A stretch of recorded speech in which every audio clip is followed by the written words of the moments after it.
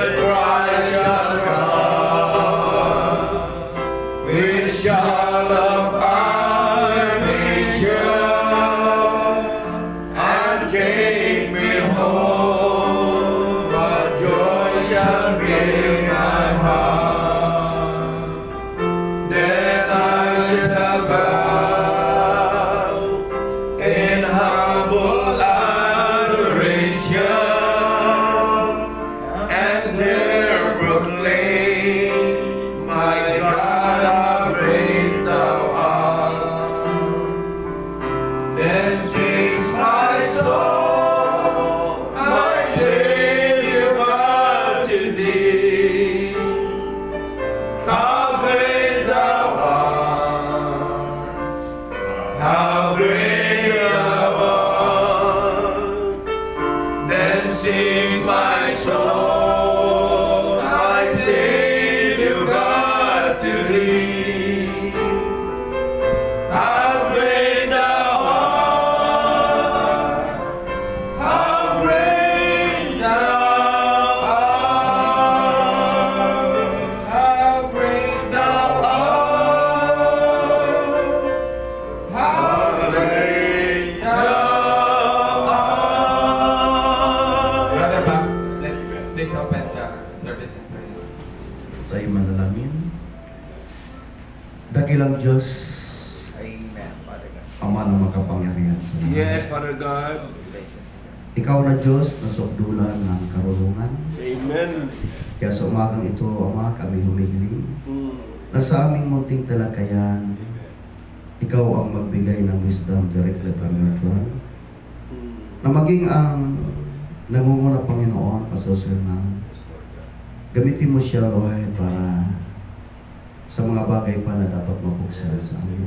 Yes, Father God. Maging equip kami at maging matibay Yes, sa hamon ng Yes, buhay. hallelujah. Tayuan kung ano ang katotohanan na dapat Hallelujah. na mahayag sa uling kapanahon. Amen. Salamat o Diyos na sa ganitong mga pagkakataon, narito kami para matuto, Yes. hindi para magpagalingan, hindi Yes. para maging popular, kundi nais lang namin, Ama, na kami ay magiging mga ngaral na yung salita, Amen. na purong salita lamang at walang makataong kaisipan. Yes, Lord. So dalangin namin o Diyos, nagabayan mo kami, Yes, at bigyan mo kami ng mga pusong may kahandaang magpasakop sa iyong kapangyarihan. Salamat din Lord sa iglesia nito, sa mga pagkilos nila para may pagpatuloy ang ganitong gawain na ang lahat Ama ay ang pinasasalamatan sa pangalan ng buktunan na kami Panginoon Kristo. Ang lahat ay magsabi na Amen. Akit pa tayo ng isa, higher ground, bago tayo magsimula. Yung original version lang, kapitan natin. Higher ground. And we'll sing on the upward way. You know heights I'm gaining every day. Still praying eyes, I'm onward bound. Lord, plant my feet on higher ground. Lord, lift me up and let me stand by feet on heaven's stable land, a higher plane that I have found. Lord, plant my feet on higher ground. I heart the slow desire to stay where thoughts arise and first dismay. Though some may dwell where is abound, my prayer, my aim is higher ground. Lord, lift me up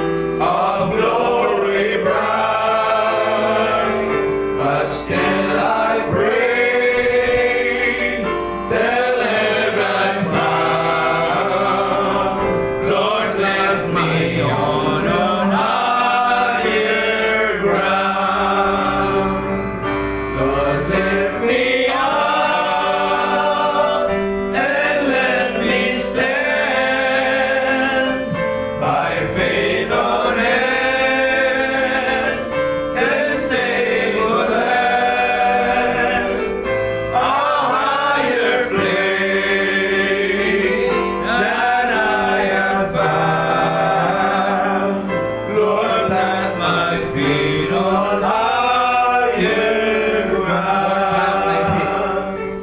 Lord, plant my feet on higher ground. So, ang first part ng program natin, gusto ko lang i-present, no? You can add on. Kumbaga, ang purpose natin dito, ma-strengthen yung ating position. And I know na may iba-iba tayong approach, no, with regards to Godhead. Pero itong aspect nito kasi ito yung mga recent na ating discuss, no, about bypassing the theophany, yung position natin before the creations of the world. So, halos pamilya naman tayo lahat sa mga quotes ni Brother Branham regarding sa predestination, di ba? Yung part tayo ng word, tapos identified Christ in all ages. Kumbaga, tayo ay nasa Kanya nung nasa cross, nasa Kanya tayo nung namatay siya, nabuhay siya muli. Identification. So, ngayon, ang just for the sake na masimulan ito, ang gusto ko lang na i-share sa inyo, sa una lang, mag-share na ako first 10 minutes, the rest mag-discuss na tayo. So, ang isang aspect na gusto nating puntahan muna, yung before the beginning of time, di ba, ang Panginoong Diyos are just all attributes. Wala pa lahat. Ibig sabihin, wala pang first, wala pang creation ng Diyos. Wala pa ang John 1:1, wala pa ang Logos na lumabas. Ang Panginoong Diyos, nag-i-exist na siya. Of course, di ba? Hindi siya tatlong being, katulad ng Trinity na co-eternal, co-equal, but He is one God. No God beside Him, no God before Him, no God after Him. So, walang iba, si Elohim siya. He wasn't even called God because God is an object of worship. But siya ay the self-existing one. Ibig sabihin, all-sufficient, siya na self-existing. Meaning to say, siya, kompleto na siya sa sarili niya.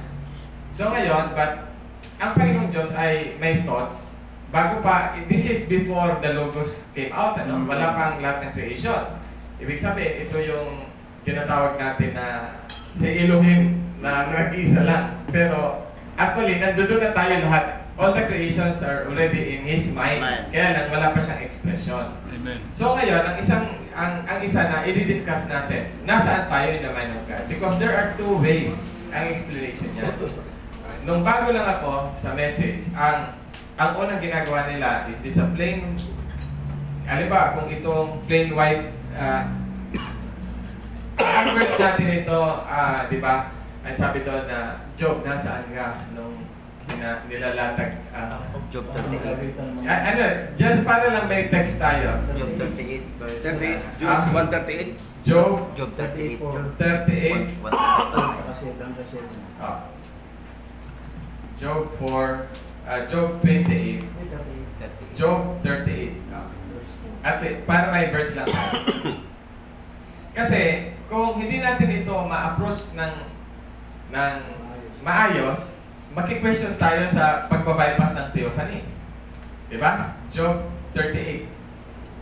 Kasi, ito yung dinidiscuss namin bago kayo dumating, Brother Bob. So, gusto mo itong 38 verse 4. Where wast thou when I laid the foundations of the earth? Declare if thou hast understanding. Actually, ito, ginamit din ito ni Brother Branham, di ba?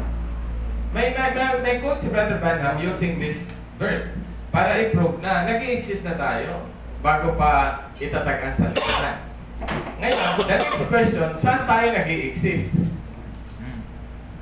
Hindi, kung babalik tayo sa mind, wala pang creation, dapat nandun tayo sa nag-create. Kasi when diba? When the morning star, who had laid the measures thereof, or who stretched the line upon it, whereupon the foundations thereof fastened, who laid the cornerstone. When the morning star sang together and all the sons of God shouted for joy.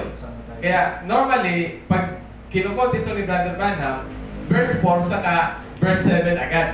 Diba? Nasaan ka, Job? Diba? Nung inilalatag ang panulukan ng mundo, kung may understanding ka, nung ang morning star, normally pag nag-quote tayo nito, 4 saka 7 agad, diba? Nasaan ka, Job, nung nilalatag at nung ang mga tala sa umaga at ang anak ng Diyos ay nagsisigawan. So, meaning to say, kung presente tayo during that time na create ang panulukan ng mundo. So therefore, somehow may presence tayo sa Logos. E paano yun? Ibinaypas natin yun.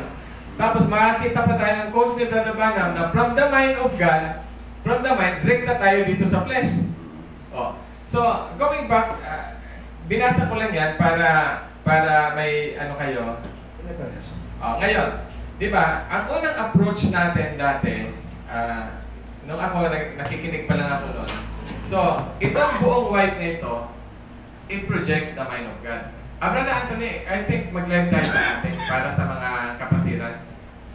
Pwede ka mag-connect sa, ano ko, sa aking hotspot.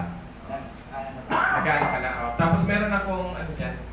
So, ngayon, dati, sabihin natin, itong blank na ito ang mind of God. Although, hindi mo siya masukat kasi mind. Tapos ngayon, di ba, magdadat tayo nung panahon, di ba? Nagdadat tayo, isa tayo sa mga dot na yan, di ba? So, isa tayo sa mga dot na yan. Tapos ngayon, so, minsan, ang ginagawa naman ng iba, bilog muna. Diba? Para at least may boundary siya. Tapos isa sa mga dot. Tapos, pag in-explain natin na si Jesus, yung Son of God, came out of this great circle na ito, tapos lumabas ang Logos. Diba? Alam sabihin natin, ito ang Logos, tapos ito ang naging, this is the body that the Father and Son used. Diba? Yung sabi sa John 17, Father, glorify thou me with the glory which I had within the beginning. Hindi ko alam kung 17 yun o 17.5. Diba? So, meaning to say, the Father and Son shared in the same body, supernatural body. Ngayon, sa aspect ng we bypass this theophany, ang dating mindset natin na tayo, isa dito tayo sa attributes na ito, tapos ngayon, binaypas natin to, therefore, from the attribute, rekta tayo sa flesh body. Diba? Diba yan ang kaisipan natin na hindi tayo dito dumaan kasi si Jesus lang ang dumaan dyan. So, binaypas natin yan. So, tayo ay from the mind of God, rekta tayo sa... Bakit parang mali?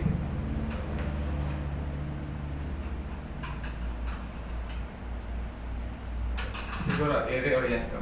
Ulitin ko na lang. Mag-ano kayo, makinig kayo kasi I will ask you kasi baka may presentation kayong mas maayos.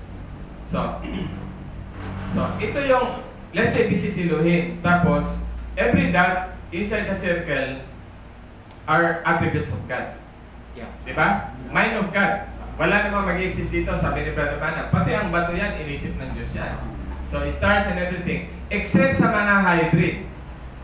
Ibig sabihin, all original creation, yan ang nasa mind of God. Tapos, pag pinaghalo mo na yung horse at yung na yun, resulta na lang yun, pero hybrid na yun. Ibig sabihin, wala yun doon sa mind of God. Kaya hindi siya magkukontinue hanggang future home. Lahat lang ng hayop na original, siya magkukontinue sa future home, di ba? So ngayon, dati, ang sinasabi natin, isa sa mga dot na ito, yan ang si Jesus. Isa sa mga dot na ito. Di ba? Kasi bagay din si Jesus ng Diyos eh. Bagay din siya ng kaisipan niya. Old version to kasi i-revise ko ito. Ito lang yung una kong naririnig. Tapos, out of this came forth the Logos.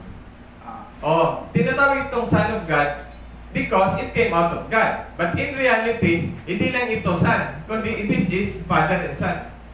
Diba? The glory that the Father and Son shared in the beginning. From the confession mismo ni Jesus. Ibig sabihin, Father, glorify me with the glory which I had within the beginning. Philippians 2, though He was in the form of God, thought it not robbery to be equal with God. Ibig sabihin, nagsishare sila in that supernatural body. Ngayon, through this body, create niya ang lahat, di ba? Cosmos. Nag-create siya ng cosmos. Nag-create siya ng all kinds of life, di ba? Biology, so lahat ng life, create niya ito. Nature. Ngayon, ang sabi ni Brother Branham, sabi niya, Jesus came sa regular line. So meaning to say, si Jesus, from the mind of God, dumaan siya ng Logos, pero tayo, we bypass the theophany. We bypass the Logos. So, ang idea natin nun, kung isa tayo sa dot na ito, let's say si Pastor Nestor, Di lumabas siya dito, direct tayo itinanim sa flesh. To be tried and tempted. Ikaw ito, ako ito, si Brother Alice ito. So wala dito. Ngayon, kung wala tayo dito, bakit sinabi ni Job na Where art thou? nasaan ka, Job, nung naglilikha ang lahat ng bagay ginawa sa pamamagitan niya at walang malilikha kundi sa pamamagitan niya. All things were made by Him and without Him was not anything made that was made. Diba? Ibig sabihin, supposed to be, dapat nandito tayo. Kaya lang, sa ating interpretation of what Brother Branham said, we bypass this body. So, rekta tayo from the mind of God, rekta tayo dito sa bedding ground ng magulang natin at lumabas tayo dito. Kaya wala tayong idea sa previous experience. Kaya lang, bakit nagtatanong ang Diyos kay Job? Nasaan ka, Job? Nagsisigawan ng mga anak ng Diyos at anak ng tao. Di ba, last time, Brother Bob, nung diniscuss natin, ano kaya ang ibig sabihin ng bypass? Hindi ba talaga ako dumaan sa bayan? O nung dumaan ako sa bayan, tulog ako? Na paglagpas sa bayan ang ganda ng bayan Anong bayan? Tulog ka Pero sa totoo lang, nagtuloy ka. So, ang sabi ni Brother Branham, that every one of us can be reckoned to our forefathers 4 generations back, di ba? Ikaw ay nasa papa mo, nasa lolo mo, at sa lolo mo sa tuhod. Ngayon, kung ang lolo mo sa tuhod ay pumuntang Amerika, pwede mo sabihin, technically, nakapunta ako sa Amerika. Tulog lang ako. Kaya lang, nasa form of gene ako ng lolo ko. Pero, Amerika ba ang nangyari? Wala kang alam. Kasi hindi ka pa nag-i-exist. Pero, by virtue of tinatawag nating pagiging seed, nandoon ka na. Kasi, bakit si Levi nagbayad ng tithes kay Melchizedek? Samantalang hindi pa siya pinapanganak. Apo lang siya ni Abraham So, hindi kaya ganun din dito? Na ang meaning ng bypass, it doesn't mean na hindi tayo dito dumaan, kundi hindi lang tayo aware. We were in the form of germ. Dito sa na to. Yan ang gusto kong kasi dito, although hindi na, alam mo hindi ito na-discuss sa mga ministers meeting. Kasi lalagpasan, pero pag ilalatag mo para masabi natin na, kasi tingnan mo isang example, when Jesus Christ was on the cross, nasa cross siya. Hindi ba nandun din tayo? Namatay ka kasama niya. Nabuhay ka kasama niya. Pero, totoo bang nabuhay ka? Hindi, ngayon lang ako pinanganak Pero, technically, nandun tayo. Kasi siya ang royal seed. Bahagi tayo niya. Pero, hindi pa tayo na-i-express. Kasi hindi pa tayo nabuborn again So, kung nandito tayo sa natural body ni Jesus, kahit na hindi pa tayo actual na nabuborn again, kasama niya na tayong namatay. Kasama niya na tayong nabuhay. This is creating the new creation to He is the beginning of the new creation. This is old creation to Ito new creation O di, meaning to say, dito sa old creation, nandun din tayo. Hindi lang tayo aware. Ibig sabihin, Pastor, nung tayo nasa form pa ng seed, naroon na tayo. Supposed to be, kasi tinanong nga si Job hindi ba Job nandun ka? Nagsisigawan sila? Kaya lang, ang sabi nga, ngayon, isa yung Brother Bob. So, i-revise ko, hindi kaya tayo, this is the mind of God. And the mind of God is categorized into 2. Isang creative mind, saka eternal, creative thoughts of God. Ibig sabihin, ng creative thoughts, dalawa yan creative thoughts. Ibig sabihin, lahat ng lilikhain ng Diyos ay inisip niya na. Kasi, paano ka maglilika kung hindi mo inisip, di ba? Inisip mo, sinalita mo. Kaya lang, hindi lahat ng creative thoughts ay mag-i-exist forever. Diba? Si Pero, naisip ng Diyos. Si Judas, naisip ng Diyos. Pero hindi sila maglalast forever. So, ibig sabihin, dalawang klaseng thoughts ang Diyos. Yung temporal. Temporal, which is creative thoughts, saka eternal thoughts. Na itong inisip ng Diyos na ito, may scripture tayo dito. Ang scripture ito ay 1 Timothy, I think, 3:11 o 2:11. Isa pa ito, creative thoughts, Eternal thoughts. So, itong creative thoughts, everything that God created simula nang lumabas ang Logos, pero hindi lahat ng nilikha ng Panginoong Diyos ordained by God to exist will continue to exist. Kasi may magsicease to exist. Si Pero, si Judas, lahat ng mga bagay, lahat yun magsicease yun eh. Hindi yung makikita sa future home. Hindi lahat ng taong nabuhay dito, although kilala sila ng Diyos, predestinated to be a human being, hindi yan forever nandun sa future home. Hindi sila magkukontinue. So, therefore, kung may creative thoughts, which is book of life, yan ang book of life. Yan ang creative thoughts, ang book of life. Ang eternal thoughts is Lamb's book of life. Book of life. O, book of, itong Lamb's. Kaya, pwede natin sabihin, magre-revise na ng konti, na hindi lang isang dot dito, at hindi tayo dito, kundi may isang section dito, section of the book, at ito ang tinatawag nating the entire family of God, which is the eternal thoughts, at nandoon tayo lahat. Separated yan. O, ibig sabihin, sa section ng mind of God, may isang section dyan na tinatawag na Lamb's Book of Life, na tinatawag na eternal thoughts, na yan ang pinaka-family of God, na nung lumabas ito, yung son lang ang naging, yung head lang ang naging conscious, pero sa totoo lang, kasama tayo doon. Yan ba yung sinasabi sa scripture, Pastor, na sa isang building ito ay maglalabas na marami? Mga henerasyon, di ba? Ang sabi doon, as sin is counted as generation. So, di ba ang sabi doon, at ang mga nakasulat sa aklat ng Cordero, bago pa itatagan sa liputan, Revelation 13:8, ay hindi madadaya ng beast. So therefore, before the foundations of the world, there is a family o a list of names. He was there. Na yan tayo, nandiyan tayo, at kung nandiyan tayo, sino yan? Tayo, si Jesus yan, yung Son of God yan. Dahil ang body. Siya ang head, tayo ang body. So it so happened, since na siya ang beginning of the new creation, nung lumabas ang Logos, siya lang ang conscious dito sa expression ng Logos, at lahat tayo nasa lois niya, nasa kanya. Kasi tingnan mo, nung nandito si Jesus, na physical Jesus siya, di ba, technically, nasa kanya tayo. Kasi ang bride, nasa lois niya eh. Si Eva ay na kay Adan, pero nung nagko-commission ang Diyos, have dominion, si Adan lang nakakapakinig, pero technically, si Eva nasa kanya. Kaya nung isineparate yung body ng lalaki sa babae, after na pinatulog si Adan, paglabas ni Eva, kinausap siya ng nadaya siya. Kasi hindi siya literally ang nakapakinig ng word, kundi si Adam ang conscious nung binibigay ang commandment. Hindi siya original na... So, pero hindi binaypass ni Eva yung spiritual body ni Adan. Nandun din siya. Yan ang point, Brother Bob, na, diba? So, kaya, pinakamaganda niyan, nandito tayo lahat, but we were in the form of germ.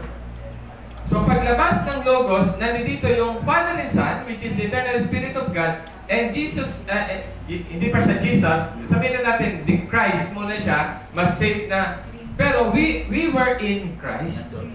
Nandito rin tayo. So ibig sabihin, itong buong eternal thoughts nito ay pumunta doon. Hindi tayo naiwan sa mind of God, nandito tayo. Kasi kung hindi, kasama tayong naglikha eh. Di ba? Ang first work ng Son is creation. Tapos ang next na ginamit ng Panginoon ang Son is redemption. Oh. Kaya lang hindi kayang i-redeem ng Diyos in this supernatural body. Kaya pagdating sa Matthew 1:18, bumaba ang Father and Son in the form of the Holy Ghost, in-overshadow niya si Mary. Ngayon, sino ang bumaba sa cell? Yung Father ba o yung Son? O, di ba sa Philippians 2? Bagamat siya'y nasaan yung Diyos, hindi niya inaging kapatid niya ang Diyos. He took the form of man. So, sino yung nasa tiyan ni Mary? Hindi yung Father, kundi yung Son. Yung Son ang naiwan dito. Siya ang naglumipat from supernatural body to the natural body of flesh. Kasi holy thing eh. Ang batang nasa tiyan mo ay anak ng kataas-taasang Diyos.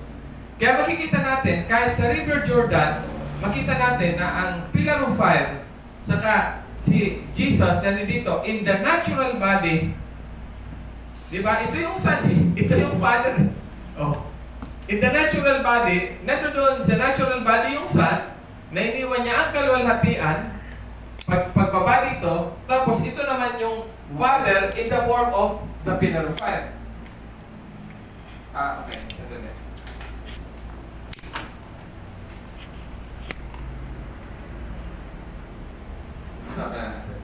So, yan. So, ngayon, siguro may konting difference tayo dito. You can explain, Brother Bob, yung point nyo. So, ito to my understanding, para at least may idea kayo. Sa aking understanding, ganito. So, sa ngayon, kasi pinag-aaralan ko ito ng gusto, using quotes ni Brother Banjman, which wala tayong time kung isa-isay natin. So, ang approach ko dito, ganito. So, ito yung eternal thoughts ng Diyos. Tapos, through this one, this is the entire family of God na may eternity. Ibig sabihin, lalabas sa mind ng Diyos, will have the journey of life in different ages. Tapos, malalagpasan lahat hanggang sa future room na doon sila. Predestinated, elected, unto adoption, for justification, sanctification, and glorification. Tapos ngayon, lumabas. Tapos ngayon, ganito. O, di ba, nung magkakatawang tao na, hindi ang Diyos ang nagkatawang tao, ang anak ang nagkatawang tao, kundi ang Diyos na hayag sa tao, pagiging tao. So God was manifest in the flesh. Hindi po siya naging tao, but God was manifest in the flesh through the agency of the Son. So malinaw yan sa atin. Yan ang tinatawag na indwelling. So, balik tayo dito. So, in the same, kung aatras tayo ng konti dito kay Mary, kasi ang create na ni Jehovah kay Mary is the new creation, which is Jesus, the beginning of the new creation.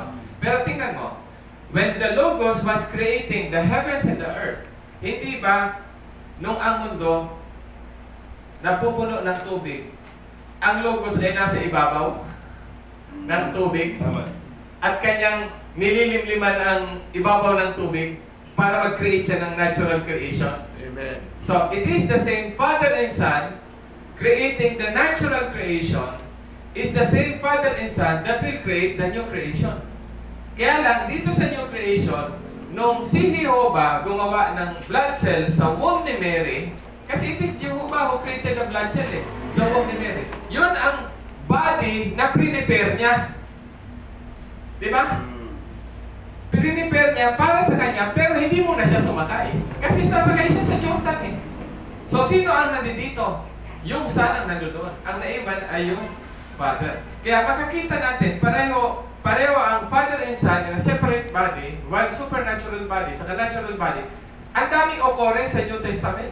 Na nandito si Jesus, nangungusap si Jehovah sa Logos. Yan ang tinatawag natin na dito sila, bagamat he took the form of a man, iniwan niya yung kalulatian, pero hindi naman siya totoong iniwan ng Ama. Ang Ama ay parating kasama niya. Di ba? Yan yung sinabi, the Father that is greater, he did not leave me alone. Di ba? Yan ang tinatawag dito. So, ngayon, sabi na, kailan siya bumaba? Of course, sa Jordan siya bumaba. So, nung bumaba ang Diyos, itong Father, when the Father came to Jesus sa Jordan, yan ang tinatawag natin indwelling. So, ibig sabihin, Father and Son in the same body? Oo, kasi sa Logos nga, magkasama sila Tama. So, kung nagkasya sila in the Logos, magkakasya din sila sa natural body. Diyan mo na pwede i-quote ang 1 Timothy 3:16. God was manifest in the flesh.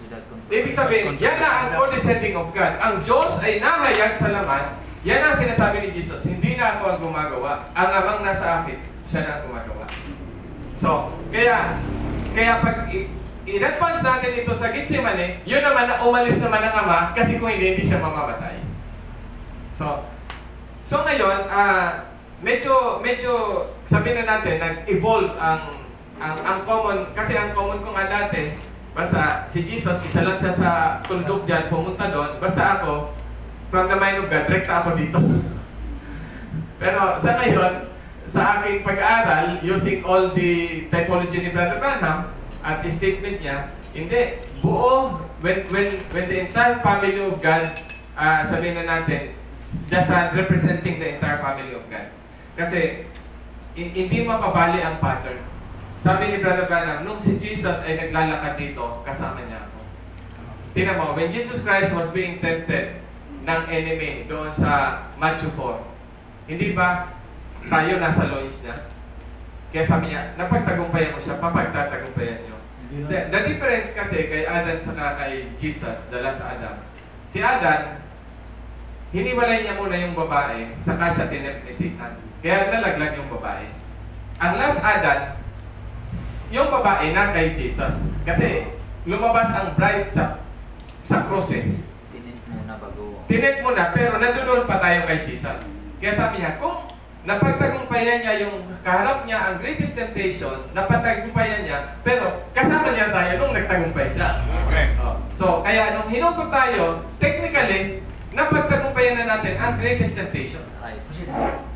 Kasi nasa loob pa tayo nung tinempt siya ng greatest ng enemy. Yan ang pagkakaiba nila na Adam at Eva.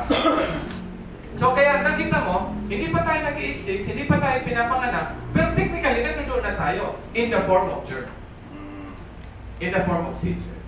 So, ito ang gusto ko i-share sa inyo. Siguro,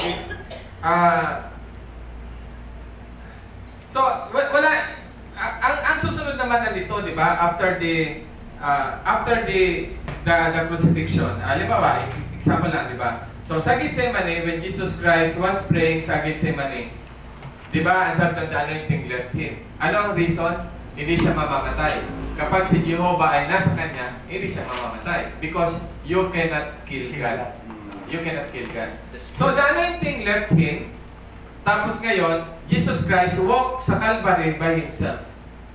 Sabi niya, mag-isa lang siya sa Calvary, hindi niya kasama. Sinabi nga niya, ba't mo ako pinabayaan? Siya na nagsabi, pinabayaan mo ako eh, di ba? Kailangan, pabayaan siya. Kasi kung hindi, so, ano yung ghost na, Kasi kung walang nagpabayas. hindi yan ang Holy Ghost na yung umalis sa kanya. Give up the Kundi yun yung sarili niyang espiritu that everyone that die has to give up the ghost. Yun ang ibig sabihin nun. So, tapos ngayon, another segment of this topic, pagkatapos nito, so Jesus Christ nasa grave siya, di ba? Isa pang aspect na gusto ko i-discuss sa inyo. So ngayon, ganito, going back dito, hindi ba when itong logos na Father lang ang nandiyan dyan, because the Son is in the flesh, also happens sa Mount Transfiguration. Di ba sa Mount Transfiguration, nandoon si Elijah, saka si Moses, nandito si Jesus, nandito si Peter, James, saka John.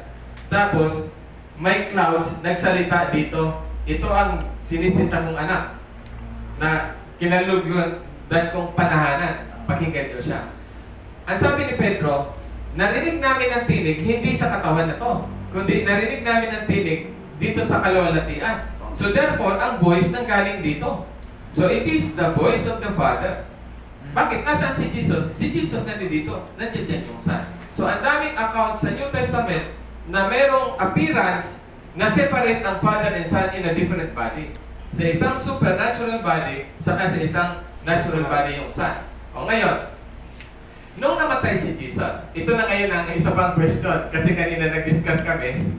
Ang tanong, ang sabi doon, hindi ba pag tayo ay namatay, merong katawang naghihintay sa atin na nasa langit, which is theophany natin.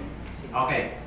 So, akala ko ba ang theophany ng ama at ng anak ay iisa lang? Kasi iniwan nga ng anak yung logos na yon at pumunta siya sa kanyang physical body. Di ba? Tapos, nung namatay si Jesus, nailibing siya dito, nakikita ba dyan? Masyadong nung namatay siya, kaninong logos yung kanyang sinakyan? Bumalik ba siya sa logos ng ama? O nagkaroon siyang sarili niyang individual logos? Ngayon, sa preaching ni Brother Branham na cruelty of sin, Jesus went down to the souls that were in prison with His own body, with His own theophany, with His own soul. Ibig sabihin, kasi yung body niya, kasi ang composition ng pagiging tao, the man Jesus, para ikaw ay maging tao, dapat may body ka, may soul, saka may spirit. Kung ikaw ay buhay pa, ang body mo ay ito, physical body. Pag namatay ka, it's either nasa theophanic body ka o nasa glorified body ka. Dalawa lang ang choice mo eh. Kung mag-rapture na, glorified ka. Kung hindi pa, theophanic body ka. Pero at least, may body ka, may soul ka, may spirit ka. Ngayon, tingnan natin. Ang question ganito, nung namatay pa si Jesus at yung body niya nasa grave, automatically, nung namatay siya, a body should be prepared for him. Eh tayo nga, pag namatay, may bodyng sasakyan tayo. Ang tanong ganito, nung namatay ba siya, bumalik ba siya into to the logos na kung saan magkasama sila ng Ama? O meron siyang sarili niyang theophanic body na yun ang binabaan niya, na yun ang ginamit niya sa pagbaba dito? Second reason. Sagot. Anong sagot? Sa Ephesians, Pastor, nakalagay. Ito ulit yung ano. When he ascended on high. Oo, kaya nga. Tapos yung chopa niya, yun din yung sinakay niya. Katulad nung nangyari kay Moses. Ito. Yan na, magandang point to.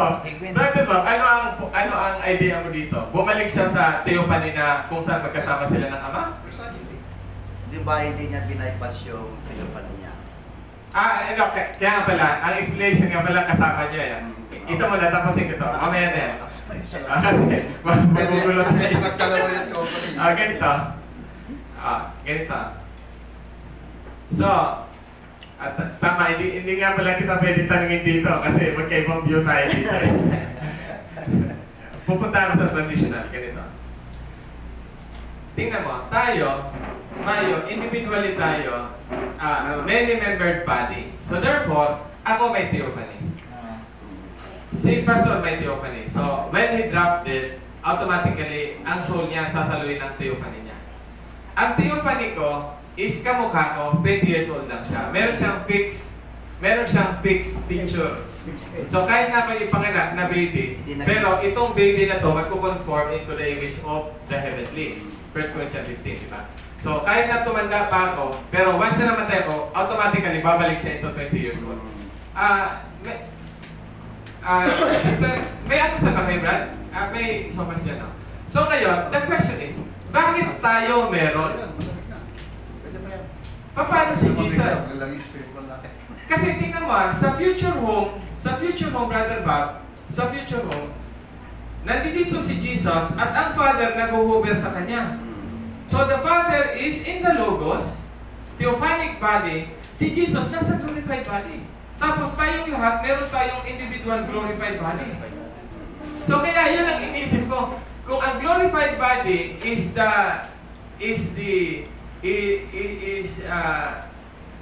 natural body, theophanic body equals glorified body. Yan ang common understanding, di ba?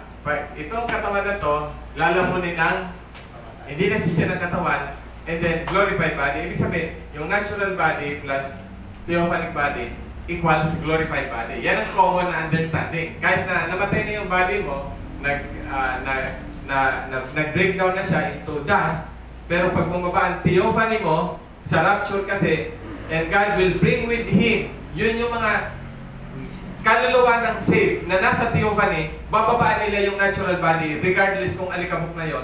Tapos, with that combination of theophanic body, saka nung kanilang natural body, and then mag-glorify sila. Oh, si Jesus has a glorified body, and Jehovah has a supernatural body in the future home. So ang tanong, kung dito siya bumalik, bakit may glorified body si Jesus dito? Eh samantala tayo, individual part of the bride, meron tayong mga individual glorified body. So isa yon sa kumbaga, pwede, kung mapag-aralan natin itong mabuti, actually, walang discussion ito. Kahit sa ang ministers meeting, hindi nila na-discuss yan. Kasi ang unang-una kasi, sa kanila, siya din yun. Kaya, di ba? Kaya, mahirap i-discuss kasi, Pastor, yan kung ang konsepto na tumatakbo na Brad, mag-microphone ka para marinig. kaya lang po hindi nadi-discuss yan kasi karamihan naman sa ating mga kapatid na ministro, yung Panginoong Hesus kasi, siya na rin kasi yung Ama. So, unlike doon sa ating dinidiscuss ngayon na nabigyan natin ng distinction yung Father at saka Son, at mayroon silang original body doon sa beginning, which is yung King Theophany, na tinawag natin na King Theophany. Yun yung si Christ, na kung saan ito yung sinakyan ni Elohim, di po ba? Then pagdating doon sa River Jordan, yung king theophany na yan, na kung saan naroon si Elohim, di ba yun yung sumapi sa kanya? Kasi may dove na nag-align sa kanya.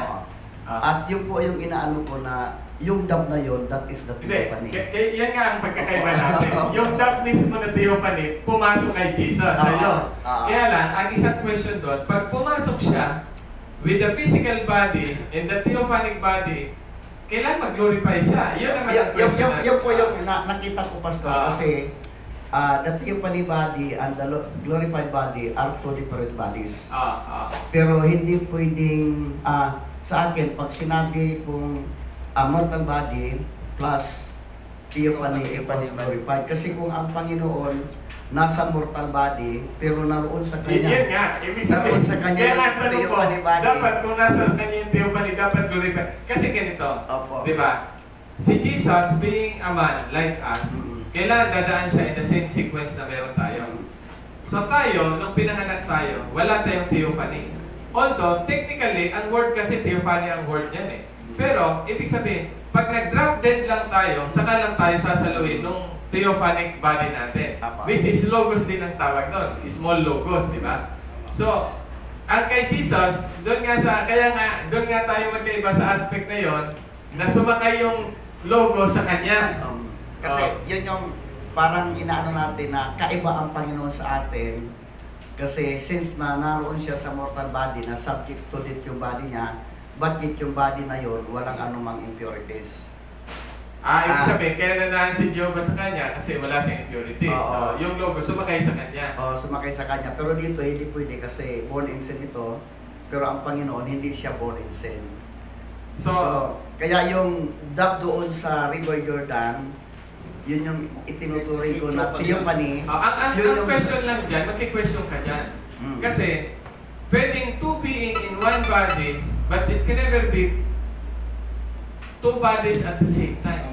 Kasi sa loob omnipresent. Kasi ang theophany is a separate body, ang physical body is a separate body. Hindi pwedeng two bodies at the same time. So, hindi siya two bodies na physical, but one physical and one supernatural. Yes, kasi kung yung supernatural body at saka physical body equals glorified, dapat glorified na si Jesus during the time. Kaso mortal body siya eh. Mortal yung body niya, di ba? Until na nag-glorified yon ng resurrection. Ibig sabihin, yung logos na pumasok sa kanya, umalis sa Gethsemane. Kasi hindi siya mamamatay kung hindi aalis yung logos na yun. Yun yung kasabay nung give up niya. So he give up the logos. Kaya yung give up niya yung ghost, i-give up the ghost, ang Tagalog no, napatid ang kanyang hininga. Pero the truth is, nung give up niya yung ghost, ang kaluluwa niya kasi nakakasana sa theophany. So hindi na para maghanap ng theophany, kaya bumaba yung theophany niya doon sa hell. Ito naman ang version ko dyan. So, si Jesus, for him to become a man, kasi otherwise, kumbaga, no way siya na tutuksoy ni Satan if he has that theophany, because in that body you know all things. Ibig sabihin na kasi nung si Brother Branham nagpunta sa kanyang, actually kahit nagpunta siya sa Beyond the Curtain of Time, Brother Branham had experience to be in his theophany temporarily. Kasi hindi naman siya namatay eh. Kasi hindi naman pwedeng wala siya sa body niya Beyond the Curtain of Time. Kasi parang tagilid na dimension yon, kada lumingon siya, nandun yung body niya. So, nandito siya sa isang body niya. Sandali, iba ako doon sa nandoon. So, kasi he cannot be in two bodies at the same time. Kaya yun nga ang doon. Ibig sabihin, sa premise, ibig sabihin ng premise, kung ikaw ay tao, you can never be in two bodies at the same time. Ibig sabihin, mamili ka lang kung nasa natural body ka, pag namatay ka, papasok ka sa theophanic body mo. Ngayon, katulad ng pastor, kung sa atin, pagka tayo po ay, if this earthly body will be so, this body waiting. Tapos, yung body waiting na yon, di ba yun din po yung bababa para to pick up the natural body? So, magsasanib din yung supernatural. Yun nga, yun nga, magsasanib sila para maging glorified. Yun nga yung doon. Ibig sabihin, pero pwede namang, kasi sa panahon ni Adam din, si Adam mayroon siyang perfect body, pero wala siyang theophany. Kaya nag-subject siya sa mistake. Ganito, ang una, sabi ni Brother Branham na si Adam nasa spiritual body. Kumbaga, very unique si Adam eh. Kung tutuusin, doon nga natin ika-qualify ang mga statement ni Brother Branham. Sabi niya, Adam bypasses theophany, but Jesus Christ did not bypass his theophany. He came the regular line, di ba? Pero, sandali, Brother Branham, kung tatanungin natin si Brother Branham, di ba si Adam bago siya pumunta sa physical body, meron siyang spiritual body? Anong tawag mo doon? Di ba? Ang tawag mo doon, spiritual body, it should be Spirit man. celestial body yun, hindi yun terrestrial body. Kasi celestial body is spiritual body. Terrestrial is natural body. O hindi ba inilagay si Adam into the natural body? Ngayon, ang tanong, nasa yung celestial body niya nung inilagay siya sa natural body? Kasama ba yung spiritual body niya na ipinasok sa natural body niya? Kasi kung kasama yon, so the same sa last Adam. Yan ang mangyayari. Diba? Kailan kung ikinasa yun, hindi siya mag-subject sa mistake. Hindi siya dapat, actually, hindi naman talaga si Adam na nagkasala. Ang babae nagkasala.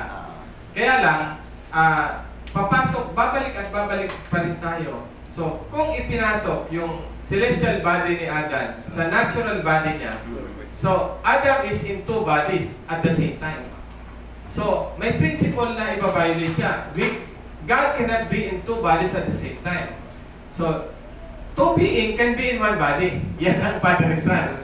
But cannot be in two bodies at the same time. Ngayon, kung i-qualify naman natin na ang theophany niya ay sabihin na natin na hindi siya talaga body in the sense na body, katulad kay Jesus, yung dove na yun, ay hindi naman talaga siya body, kundi manifestation lang of Jehovah na papasok sa kanya para lang may makita si John the Baptist na reference lang siya na pumasok na si Jehovah kasi nakita ko sa mata ko eh. Pero hindi ito yung pillar of fire na nasa langit at pillar of clouds that na pwede natin sabihin na yung logos na talagang body ni Jehovah, kundi symbol lang siya. It could be this, it could be that. Ngayon, ang para sa akin kasi, si Jesus to qualify as kinsman redeemer, para maging kinsman redeemer siya, kailangan in every aspect na pagiging tao ay kailangan damayin niya tayo in every aspect. Ngayon, tingnan mo. Him being the head of the church, siya ang pangulo ng church, tayo katawan niya. And the church is a many-membered body. So therefore, ako ay bahagi, kayo ay bahagi.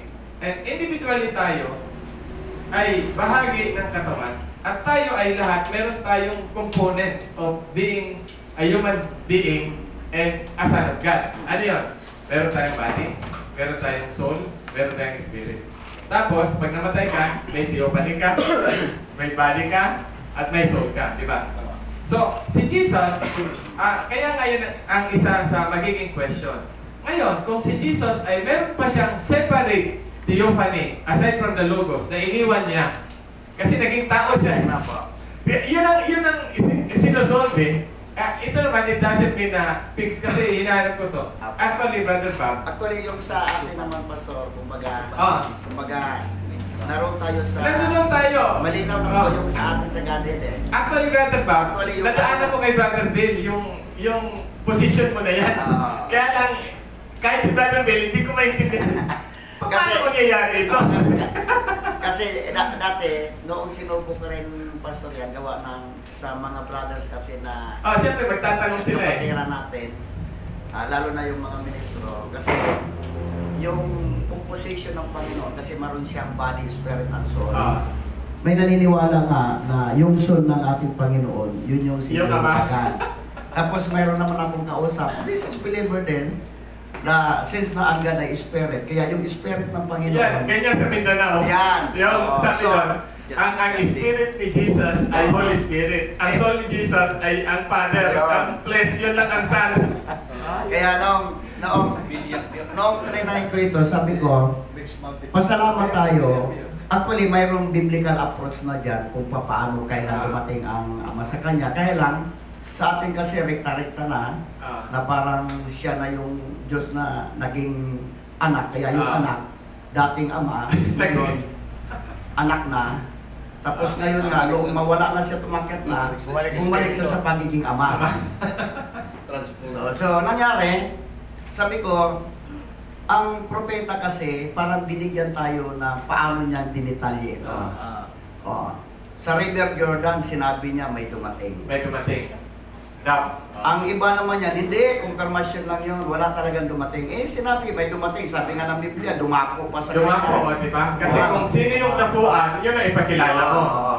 Tapos, pag-usan, bago siya dumating sa cross, may Getsemani siya dinaanan. Ang sabi doon, may umalis. May umalis. Ano ba, may umalis ba talaga? O sinabi na lang may umalis, pero wala talaga. O, iniwan ba siya? Oo, iniwan ba siya? Sabi ko, lalabas niyan, parang salita na lang to, pero wala talagang material evidence. Hindi tayo pwede sa ganyan. Ngayon, tama nga na ang pagdating doon sa cross, sabi ng Panginoon, bakit mo ako iniwan? Kasi may Getsemani pala na iniwan Iniwan siya. siya. O, tapos mayroon siyang, Give up. bukod yung ginipap niya yung ghost, mayroon siyang itinagubilin sama. Yung I commit my spirit into them. So mayroon talaga siyang iniwan sama. Tapos yung and he give up the ghost. Nung ginip up niya yung ghost, may bumaba doon sa hill para mangaral habang ang katawan nakalibing. Nakalibing. So yan ba ay may mga, sabi ko, yan ba ay may mga nangyayari talagang ganon o salita na lang yan? Salita lang siya. Hindi pwede yung salita na lang yan. Mayroon talagang ganon. Yung body niya, nasa tomb, di ba? Nakalibing siya. Pero buhay siyang nangangaral sa hell. Kaya, dahil doon sa kunting pag-aaral na yon, hanggang doon sa Mindanao, kasi ang nangyayari doon sa Mindanao ganito, ang ganda ng mga prayer nila eh. Dakilang Diyos, isang ama na makapangyarihan. Pero yung isang ama na makapangyarihan, wala rin iba, kundi yung anak rin. So, medyo mabigat na problema yun. Hindi, ang sinusolve lang natin, Pastor. Basta may tanong ako. Kasi ang magkaibang, actually, pinag-aaralan ko pa yan. Kasi yung stand mo na yan, nabasa ko yan kay Brother Ben. Kaya yung sinubo kong munang pagtibayin, Pastor, at kung mayroon, hindi naman tayo nagpe-period na kama, na yung theophany in the beginning, yun din yung theophany ng ating Panginoon. Yan po. Okay yan. Actually, yan ang common talagang approach na, kaya lang, yun nga ang sinusolve natin na yun ang iniwan ni Jesus para pumunta siya sa flesh. Kaya lang doon nga, magkaiba na tayo kasi pati yung theophany pumasok sa kanya. Kasi, if we will notice, kahit sa Mount Transfiguration, separately, yung clouds nagsalita. So, the clouds is the body that Jehovah used. Kasi sabi ni Peter, we heard a voice from excellent glory. God spoke through the clouds. So, sa madaling sabi, hindi man siya fire, cloud siya, pero element siya. Ang Diyos kasi pwedeng hangin, magsalita siya, whirlwind, pwede siyang apoy, pwede siyang clouds. Clouds ay tubig siya na form, di ba? Earth, wind, saka fire, saka water yan. So ngayon, magsalita siya doon. So, ngayon, so, si Jehovah ay was in the Logos, yun ang sa version ko Tapos, Jesus, the Son, was in the body. Ngayon, pag si Jehovah, ito yung nung dinidiscuss namin nun nila Brother Tony, kasi siyempre siya muna nag-share sa akin ng Godhead. Sabi niya, alam niyo ba na ang Logos can exist even without anybody inside it? Sabi niya, the Logos is a body without, can exist as a body without a spirit. Meaning to say, parang independent body siya na kahit wala siyang laman, pwede siya mag-exist. So, kumbaga, sa point ng indwelling, sa versions na natutunan ko noon, is when Jehovah dwell kay Jesus, talagang yung spirit ni Jehovah ang nagdwell, tapos yung Logos, naiwan lang siya as individual Logos, na wala siyang laman. So, nagpapanik-panahog lang siya into that a body without the spirit. Kasi, ang pagkakaiba kasi, ang flesh natin, pag walang laman, patay siya. Kasi physically siya. Ibig sabihin, dependent siya sa nutrients at sa oxygen. Pero ito, supernatural body ito. Ibig sabihin, supernatural na kaya niyang mag-exist na pillar of fire o pillar of clouds. May laman o wala, kaya niya mag-exist. Kasi even in the Old Testament, makikita natin, sometimes Jehovah ay wala sa cloud. Nandoon siya sa Holy of Holies. Pero yung cloud, nag-i-exist pa rin sa taas. Pero nasa Holy of Holies siya, nasa gitna siya ng cherubim. Nasa Shekinah glory siya. Ibig sabihin, habang mainit, may clouds na sa taas, ang idea ng mga tao, si Jehovah nasa taas, kasi angel of the Lord eh. Paggabi, ang idea nila nandoon siya. Pero in reality, nasa loob siya, nasa Shekinah glory siya. Pero, minsan, pwede rin siya mangusap doon. So, ibig sabihin, multiple body can exist, but Jehovah can only be in one body at the same time. So, isa yun sa, kaya nga, nung sabihin natin, halimbawa, nung si Jesus ba, sabi ni Jesus, the Father dwelleth in me, He doeth the work. So, sometimes it is the Father speaking, sometimes it is the Son speaking. So, meaning, nasaan na yung logos? It could be somewhere, di ba? O ngayon, para ipakilala niya yung anak, pupunta yung si Jehovah, Spirit Jehovah, pupunta siya into that logos, tapos narinig ni Peter, James, and John na, this is my beloved Son. Si Jehovah nagsasalita sa logos, hindi siya nagsasalita sa bibig ng anak. Sa Juan hindi. This is my beloved Son. Bibig din ni Jesus yung ginagamit ni Jehovah. Ibig sabihin, siya din yung nagsasalita. This is kaya I did that is eh. O di ba yun ang Juanes? Pero malinaw na hindi. Sa clouds nagsalita eh. So, Jehovah is speaking through the agency of the clouds and Jehovah is speaking through the mouth of Jesus. Depende sa occasion. So, yun yung aspect na ano. Ngayon, dalawang quote ni Brother Branham and then I'll leave it, no? Ito, sa atonement, hindi pala siya cruelty of sin. Ito yung section na namatay si Jesus, nasa grave yung kanyang katawan, tapos he ascended up on high. Here he goes, ang sabi dito. Tingnan natin dito. Okay. Now notice, there he was. He knew that not one cell of that body would corrupt. 72 hours. Corruption sets in. That's the reason he never stayed the 3 days. Kasi otherwise, pag sumobra doon, magkukorrupt siya. Based in the scripture of Psalm 16, di ba? You will not leave my soul in hell, neither will thou suffer the Holy One to see corruption. That is Psalm 16:9. Sabi dito, he died on the Friday afternoon, was up Sunday. So, Friday afternoon, Saturday afternoon, 24 hours. Tapos Sunday afternoon, first 24 hours, 48 hours lang siya. Nag-resurrect na siya. First day of the week eh. Actually, hindi umabot ng 48 hours, nag-resurrect na siya eh. Okay, but it was within them 3 days. With those 3 days, he was to rise again because he trusted God's word. Eh, masasabi mo, hindi siya. Kundi, sabi sa ibang quote ni Brother Branham, alam mo kung bakit siya hindi nabulok? Kasi pinanghawakan niya yung Psalm 16 na he trusted God, sabi niya. Here he goes. Where did he live when he left? The Bible said he ascended. He went and preached to the souls that were in prison, that repented not in the long-suffering days, long-suffering of Noah, his soul, his spirit, his theophany of his own being. So ito ang isa sa ginagamit kong quote to justify my claim na si Jesus ay may sariling theophany. Kasi bumaba siya with the looks ng Hopesman Christ kasi ang figure ni Jesus eh, na nakita ni Brother Branham. Meaning to say, nung bumaba siya doon sa souls in prison, nagkatok siya, di ba?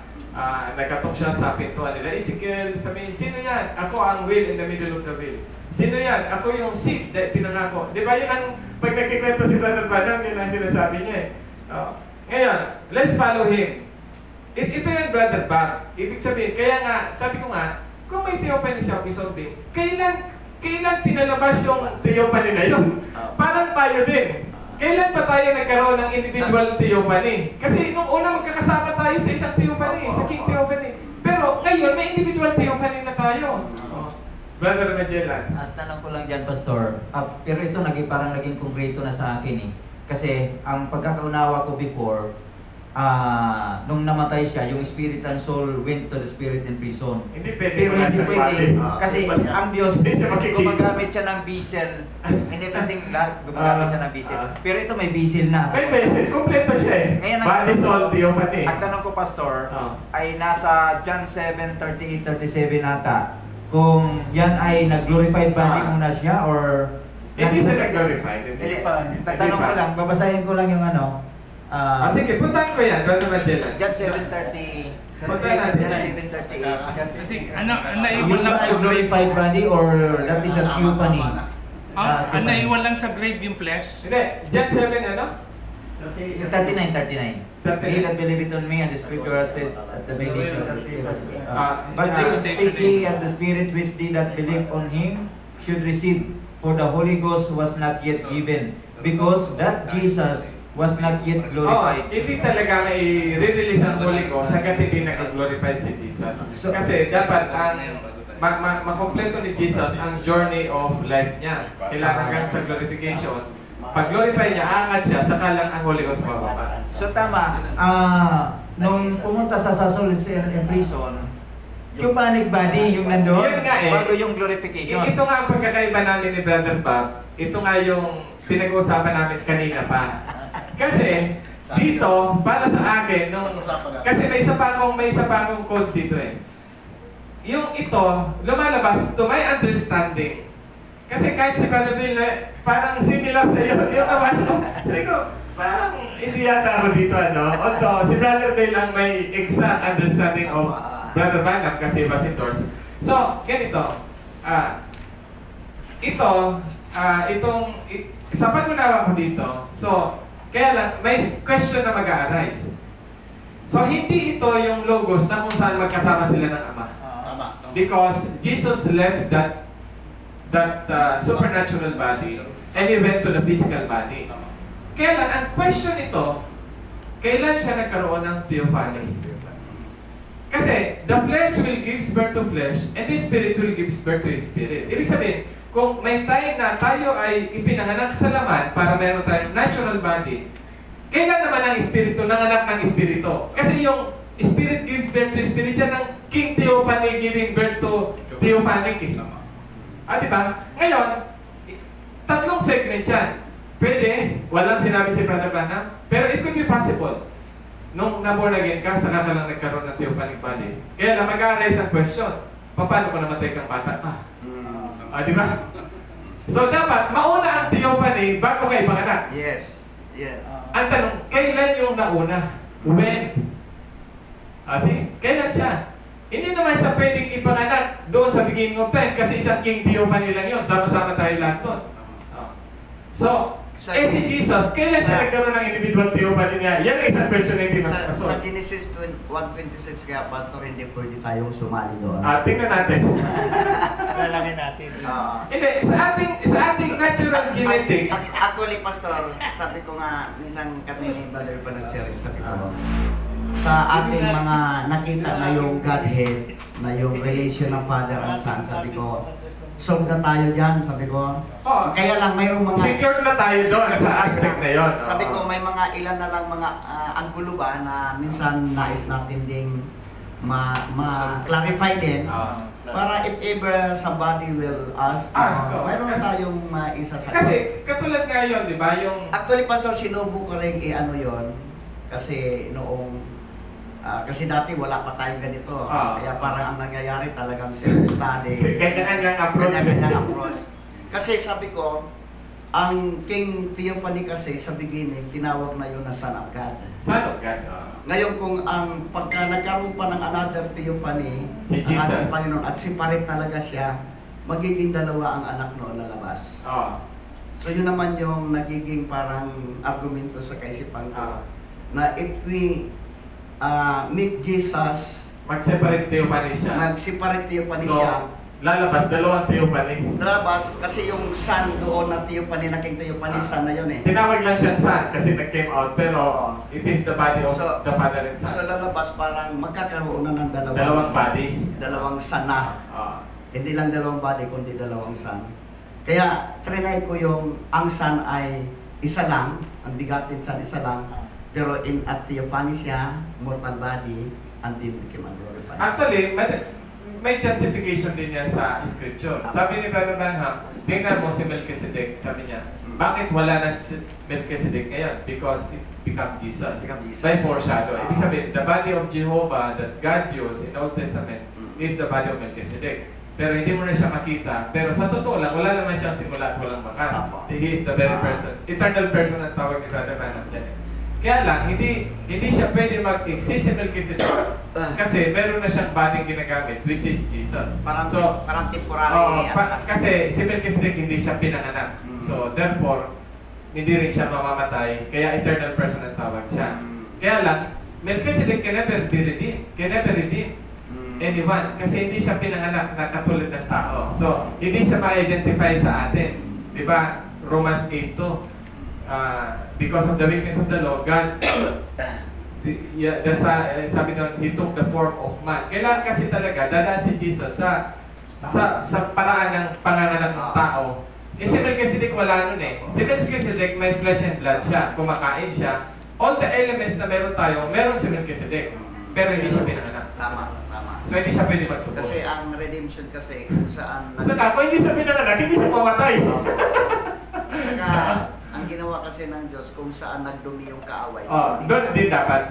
So ngayon, ganito. So isa yun sa aspect nga. So si Jesus, so ang nire-resolve natin, ganito. Dito sa aspeto ni itong Genesis 1:26 na sinasabi natin, pwede ko sabihin yan, temporary theophany, very special case si Adan, kasi hindi ka kaya pwede mag-dominion sa hayop kung nasa physical body ka. Limited ang movement mo eh. Di ba? So, ang sabi ni Brother Branham, parang ano ata? Holy Ghost, the same the Holy Ghost lead us. Parang isang parang futuristic din ata yan kasi pwede rin. Ang mga hayop dyan wala pa rin ano. Oo. Kasi actually Pastor doon din nagkakaroon ng lituhan. Hindi, may statement si Brother Branham. Sabi niya, alam niyo ba kung paano tayo pinapanguna ng Holy Ghost? Ganyan si Adan pinapangunahan niya. So ibig sabihin, kasi mayroong tumayo na niyan Pastor na sabi niya, ang mga hayop existing na in a physical body, tapos si Adam in a theophany body. Naglilid si Adam sa mga hayop. Para Holy Ghost siya. Para Holy Ghost siya. Diba? Sabi ko kailan pagdating sa Genesis chapter 2, mas nauna si Adam na nagkaroon ng physical body kaysa mga hayop. Hindi. Masira ka dyan. Kasi sa Genesis 1, naglabasan na yung hayop eh. Pero ano po yung Pastor? Spiritual po? Hindi. Naglabasan na yung hayop sa Genesis 1. Pag tinignan natin last na yung tao. Pag tinignan natin sa chapter 2. Hindi, yung sa chapter 2, yung mga katuwang lang ni Adan sa inside the Eden. Pero outside of the Eden, kompleto na lahat ng hayop. Tandaan mo, dalawang mundo yan. Sa chapter 1 kasi, wala pang Eden doon. Ginawa ang Eden sa chapter 1. So, pagkatapos gawin ng Eden, dinala ng Diyos si Adam doon para mangasiwa sa Garden ng Eden. Tapos doon lang din dinala ng Diyos ang mga hayop para bigyan niya ng pangalan. Binigyan niya lang pangalan, pero lahat yan nag-exist siya sa Genesis chapter 1. Naglabasan ng mga fowls of the air. Nag-exist muna bago binigyan ng pangalan. Hindi. And then, basahin nga natin yung chapter to. Maganda rin pag-usapan niya pa sir. Ano na yan? Tapos natin to. Kasi ibang topic na yan eh. Saan na tayo? Ipangalan ng hayop. Okay. So, tandaan mo, ang last na ginawa, tao Tao last na ginawa. Okay, iwanan muna natin yan. I-discuss natin yan. So, ngayon, sa aking position, although may mga detalye pa na kailangan nating pag-aralan tungkol dito. Ang unang question na i-search nyo rin sa sinabi ni Brad Branham, kailan naipanganak yung theophany natin? Although, pag sinabi kasi eternal in the heavens, ini-imagine natin, pag sinabing eternal in the heavens, parang hindi pinanganak yung individual theophany natin. Pero, hindi pwede kasi nasa king theophany tayo paglabas eh. Hindi naman kalat-kalat tayo nung lumabas kasi ang unang lumabas sa atin, ang unang lumabas is the king theophany. That is called the Son of God. Yung logos yun eh. Wala tayong individualism doon kasi hindi nga tayo, wala nga tayong alam eh. So, na-discuss na natin yan. Ang tanong, kailan ipinanganak yung theophany natin? Kung hindi man siya pinanganak kasi may eternal quality siya, kailan siya in-express from nothing? Diba? So, malamang sa hindi, mas nauna ang Brother Bob, lamang sa hindi, mas nauna ang theophany natin bago pinanganak ang physical body natin. Lamang sa hindi. Tama. Diba? Mag-grow ito pa rin. Hindi, yung nag-grow sa theophany, yun tinatawag na word body yun. Meaning to say, as we grow in the knowledge of the Lord, yun yung until Christ before me yun. Ibig sabihin, yun yung justification, sanctification, knowledge of the Lord yun. We grow in the knowledge of the Lord. Isang word, theophany din yun kasi word body yun. Pero yung theophany talaga na supernatural, fix yun eh. Paglabas nun sa creation, matured na kagad siya, 20 years old siya. Doon tayo yung physical body natin, yun yung pinagagayahan niya. Yun yung body weighting. Yun ang body weighting. So, ang tanong, para sa akin, fully convinced ako, kahit na walang coach, na mas nauna itong lumabas bago pinanganak yung physical body natin sa baby. Una yun. Ganyan din po.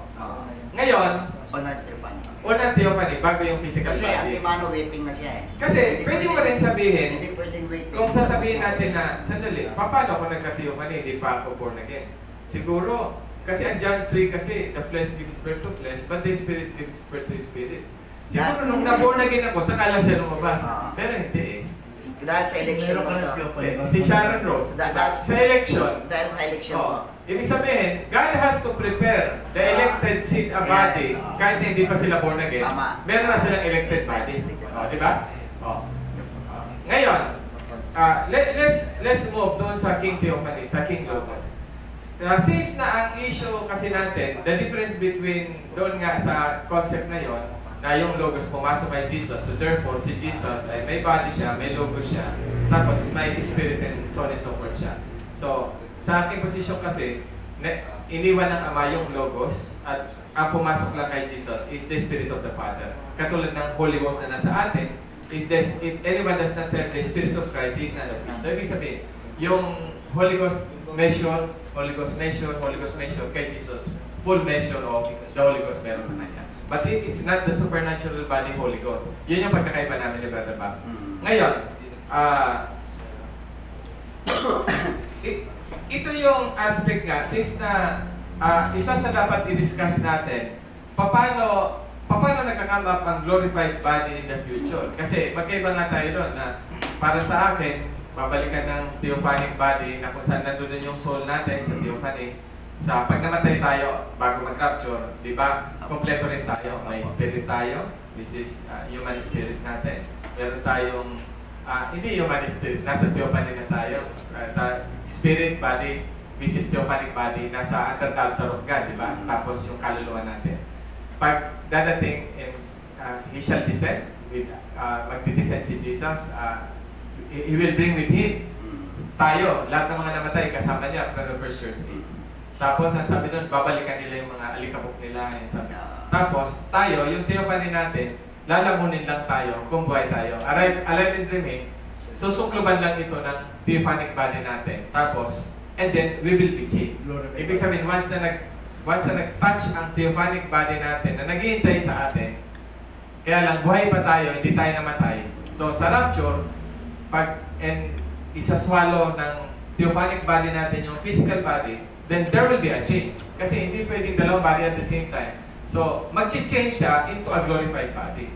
So, yun yung tinatawag na, yun yung, ibig sabihin, sa human hindi kay Jesus, sa aspect na yun. So, ngayon, sa pag-unawa kasi na ganito, ngayon, sa future home, para makita natin what will be kung ano nangyari dito, kung hindi natin masyado ma-solve kung ano nangyari dito, mag-advance tayo sa future or bumalik tayo sa past. Kasi galing na tayo sa past the Father and Son dwelling and so on and so forth, di ba? On top of Mount Zion will set the Lamb, and the city will live no light, for the Lamb is the light thereof, and above the Lamb will be the Father. So, ang lamp na yan, walang iba si Jesus glorified. Wala tayong question dyan. Diba? Ang lamp na to is the glorified Jesus. The glorified Jesus Christ. Ibig sabihin, siya yung nag-ascend sa Mount Olives. Siya yung nabuhay sa mga patay. Tapos nag-stay for 40 days. Tapos, siya naman yung umakyat sa Mount Olive. Itong lamp na ito.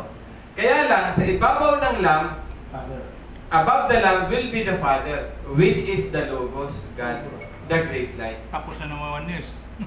Oh. Ibig sabihin, dito sa Logos na ito, isa lang nakatira na doon, yung Father na. Kaya lang, yan ay nasa ibabaw ng ulo ni Jesus. The eternal light shines just above the throne. Jesus will not be on His Father's throne, He will be on His throne. And the Father will hover over the Son, which the Father and Son will be. So just like sa Jordan River, nag-hover yung dove, kaya lang nag-alight yung dove. Yun nga, kasi yung word na dumapo siya eh. Pero hindi pumasok. Dumapo lang. Para bang pagdapo dyan, Kasi, pumasok sa inyo. Ikinukunik ko rin kasi, Pastor, yon na kung ano yung proseso ng pagpasok ng Holy Ghost sa ating Panginoon.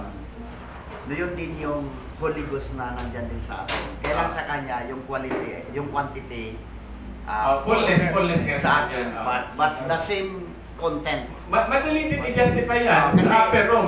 Kasi kasi- tanso pa, nagpunta ka sa ulo. Kasi dito sa Bible, mayroong, kaya nagkaroon na dahil sabi, hindi nyo ba alam na kayo'y templo ng Diyos dahil ang Diyos, Espiritu ng Diyos na nasa nasa inyo. inyo. Tapos sa isang bagay, sabi, na isusugo ng Ama ang Espiritu ng Anak.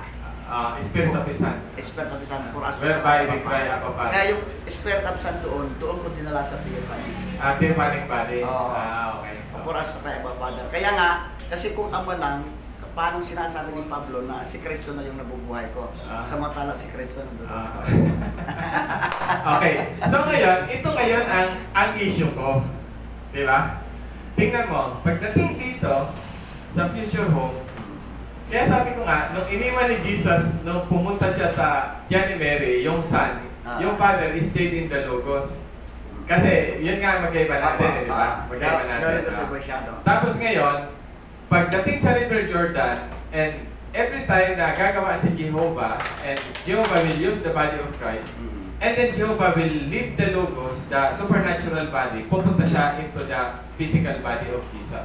Pero, kung ipapakilala niya yung physical body ni Jesus, si Jehovah ay nasa supernatural body. Ito yung sinisita ko, para magsalita siya sa pamamagitan ng cloud. Ibig sabihin, hindi siya sa bibig ni Jesus nagsalita, kundi nandito mismo yung tinig, nagmumula sa supernatural body. Ngayon, nung nag-resurrect si Jesus, kaya nga ito nga rini-resolve, kung ang Logos na ito yung Logos ni Jesus, na naging glorified, bakit sa future home, glorified si Jesus, tapos yung Logos nasa ibabaw pa rin ang ulo niya?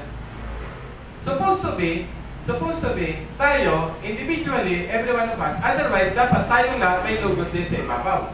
Kasi ang ating theophany ay nakakasana, ibig sabihin, yun nga ang pagkakaiba na yung theophany natin with the natural body na kanyang binalikan, resulted, change Hindi addition, kundi change. So, the combination, the visitation of the theophanic body sa rapture, papunta sa mga dust, sabi ni Brother Branham, kahit na isang kutsara ka lang dyan, basta pag binalikan ng theophany yan, you will be changed into glorified body. Ngayon, kung buhay ka, bababa yung theophany mo sa'yo, and then, hindi naman magkakaroon ng dalawang body kasi once na nag-contact ang theophany sa natural body, magkakaroon ka ng change into glorified body. Kasi you should be only in one body at the same time. Basta clarification lang. Pagka ang theophany body ay mag-sanib sa natural body, ito yung magiging glorified body. Kaya ngayon ang tanong So ko pag na, naging glorified body, nasaan na yung theophany niya? hindi, yun na nga yung combination ng Changing. yun ang tinatawag na change. Mag-change na siya. Kaya nga ang isang question ko nga regarding doon na yung theophany pumasok kay Jesus, dapat the moment na pumasok yung theophany kay Jesus sa Jordan, dapat ay nag-glorified na siya kaagad. Yun nga rin pa sa Yun nga yung question doon. Kaya nga hindi yun ang stand ko na Kasi ang sa akin, sinubo kong paghiwalayin ang glorified body is a natural body that change into a perfect body. Pero kung ang body na to ay mag-change lang into a perfect body, without the theophany na magsanib sa kanya, maging subject pa rin ng mystic ito, kahit ito perfect body na. Kasi yun yung nangyari kay Adam eh. Pero since na natural body ang Panginoon at mayroon siyang theophany na sumanib sa kanya, doon ko isinasanib sa River Jordan. Yun yung nagiging cause kaya siya nakakalakad sa dagat kahit siya ay natural body. Eh si Pedro, naglakad sa tubig. Oo, pananampalataya yun.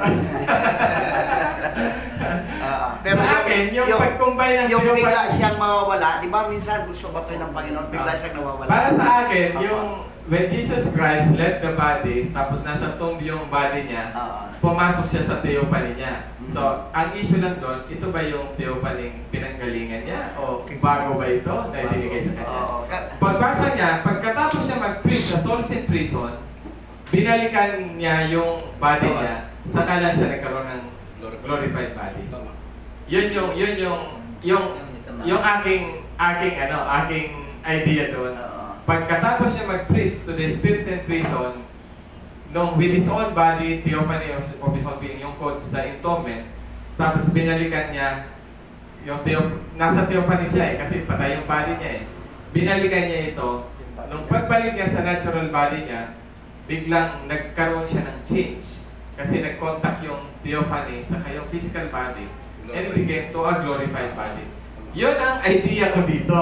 So, kumbaga, idea ko lang yun. Pwede natin yan, in the process of time, mag-ano tayo yan. Kasi, pero wala lang rekta talagang sinabi rin ng prophet na hindi, meron siyang sinabi na ang ating theophany one day will bring with him. Tapos, babalikan niya yung mga, kahit alikabok ka lang. Bring, tapos, I hope na makita ko. Pero, napakinggan ko na yan. Kaya ang isa lang na hindi ko ma-resolve, kailan si Jesus nagkaroon ng sarili theophany niya. Kasi, hindi ko maano kasi kung ang theophany niya ay yung theophany ng Ama, bakit sa future room nag-exist pa rin yung theophany ng Ama, tapos siya nasa glorified body siya. Yan nga, Pastor. Diba? Yan nga. Kasi kung gagawin natin na ang theophany ay pag sumanib ay glorified, pero pagdating doon sa mayroon siya glorified, pero mayroon pa rin pillar of fire. Pero yung theophany na yun, Ama ang nandun, hindi naman yung anak. Kaya po yung sinubo ko din, na ang theophany at saka glorified body are two different bodies. Hindi, two different bodies naman talaga ang theophany. Pero hindi nangangahulugan, kasi maging sa Panginoon, ang Diyos kasi lagi siyang nasa theophany body. Yung king Oo, bakit isang nasa theophany? Wala sa glorified body. Yung sinasabi ni na yung Son at saka Father inseparable. Inseparable lang ang Son at saka Father in a theophanic. Pero sa physical body, ang Ama pwede siyang in and out. Ang Ama, isa rin yan sa explanation. Kasama din yung theophanic. Kasi ang Diyos laging nasa theophanic kasi. Pagka nanahan siya in a theophanic, pagka umalis siya, also in a theophanic. Parati siya nasa theophany. Kasi sa kanyang ang trinay ko kasi, Pastor, na ang Elohim, ang Diyos, ay lagi siyang invisible.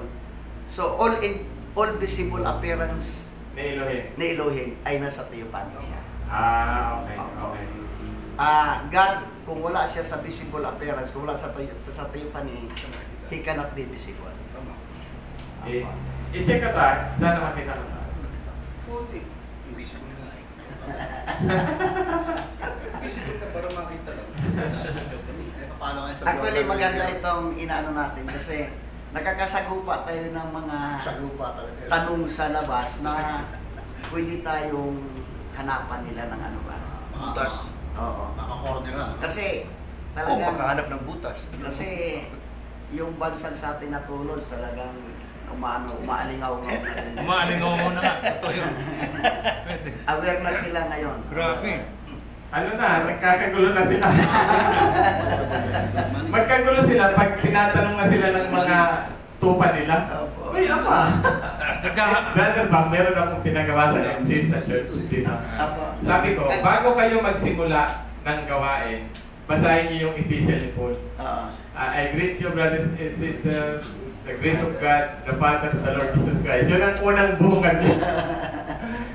Hindi pa nasasanay sila, pero sabi ko, use the epistle, yung Actually, Pastor, intro, gamitin yung kagad yan sa bungad. Actually, Pastor, sa greetings, either sending message o letters. Napakagandang mga greetings Oo. and blessed be the God and Father of our Lord Jesus Christ. Napakagandang mga greetings. Ano ka lang to. Tingnan ko kung makita mo kasi Yun, Father. No. Kasi nga, may John 10:30 kasi. Hindi, ang Captain Tertic naman kasi explainable siya eh. Ayun. Dahil nanahan yung ama sa kanya, kaya sila hindi iisa. Kaya nga doon marami Tayo na nga, pwede tayo magkaisa kahit marami tayo. marami na confused dun eh. Okay. Unity kasi yun. Yung picture pa kayo. Yung Father Logos ba? we are one. Hmm. Yung we ba singular? Kaya nga eh. Sabi ng Panginoon na Ama, pagkaisahin mo sila kung paano ikaw at ako isa. So unity Isa po pa rin, yun. ano? One body. To being in one body yun. Pwede nga maging isa yung libo-libo eh, yung dalawa pa. Tama. Hanapin ko yun, Brother Bob, yung Sige po. aspect na yun. Okay, so 5 minutes break.